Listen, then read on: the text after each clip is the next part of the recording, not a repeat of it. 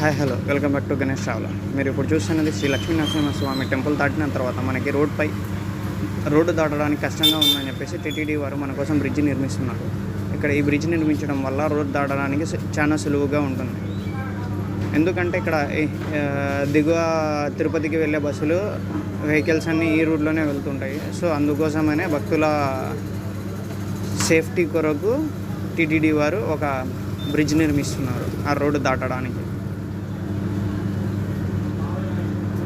తొందరలో ఈ బ్రిడ్జ్ నిర్మాణం అనేది పూర్తి అవుతుంది. ఇప్పుడు nearly 50 to 70% of work completed అయ్యింది.